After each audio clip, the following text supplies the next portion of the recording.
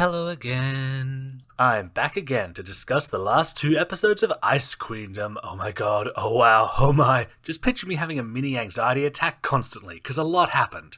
But first, a thank you to my wonderful patrons for making these episodes possible. Links below. So, a very quick summary. RWBY asserts her independence against Yang's protective mum energy with Blake's support and shoots past Nicholas Mech while Blake and Yang distract it. Weiss converts a statue of her father into a corrupted version of her knight and begins rounding up all the former prisoners. Jean tries to be a badass and it goes about as well as you'd expect. This is also where we find out that we really shouldn't have taken those relics. Because as it happens, they were basically keeping the nightmare vines out of specific locations, and with the relics gone, now those are all infested and no longer safe. I guess we know now why Pyrrha didn't want them taken. Oops. Jean and Pyrrha evacuate the kids to the train, which is still shielded thanks to his weird super sword, which is either a representation of his immunity like his cloak was, or his semblance, maybe both. Team RWBY has another confrontation with Weiss, but she remains too OP and manages to banish Blake and Yang to the place where all the things that don't belong in the Empire are kept, a weird Funko nightmare mansion headed by Bashful Klein. Almost like Weiss is ashamed of these opinions. RWBY is the only one to escape, joining Jean on the train but starts to break down, thinking letting the people out was a mistake and that she didn't think of Weiss's feelings. Jean's advice in this situation is not helpful. Cause yeah, oops, she's been infected with the nightmare and has a full-on Neon Genesis moment. Oh gods, her tears, everything hurts. I've seen a question how Shion missed this, and I'm sort of wondering if this is an unusual situation, or maybe if it has something to do with RWBY's silver eyes playing into it. The next episode opens with RWBY in her dorm room, the realization she was in a nightmare seemingly repressed. She has an encounter with what appears to be the true Weiss, though her advice seems to have both helped RWBY, but also comforted her so much she almost got swallowed by the vines on accident.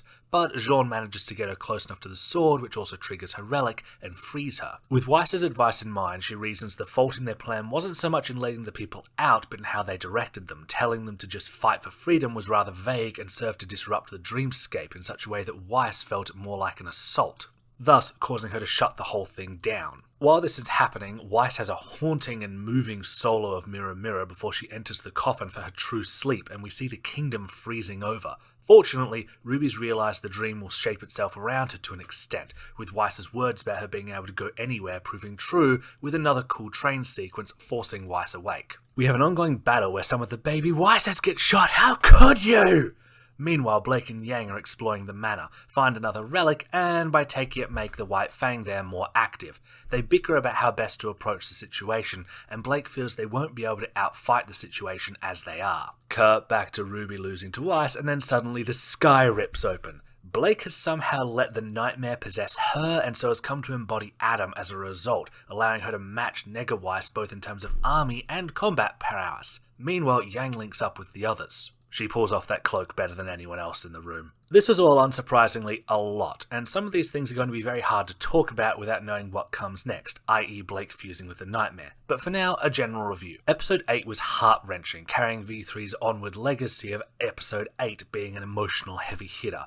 Episode 8 was also just generally really well put together, sort of a you can do everything right and still fail kind of kick to the main cast's face. It's clear they got some right ideas, but not all the right ideas, and RWBY's sense of responsibility as a leader, a partner, are making her vulnerable to the nightmare, which again is still in her right now, it's just been pushed back. Interestingly, this and Blake fusing with the nightmare can even be hinted at from the main poster, so we may see a full nightmare version of RWBY too. Overall, the writers are great at evoking heartache. Episode 9 is also overall solid in many respects, Blake and RWBY grasping more and more that this place runs on dream logic and using that as a clever evolution of the story. The music and heartfelt moments also really landed well, and the nightmare remains an incredibly effective manipulator throughout. I do have some contentions with their handling of Yang and her wanting to just brute force things. Yang's otherwise been portrayed as very emotionally intelligent, and she was never much for brute. And of course, there's the big one. Blake embracing the nightmare and donning the guise of her abuser to battle Weiss, both at hyperbolic exaggerations of their worst nightmares and selves,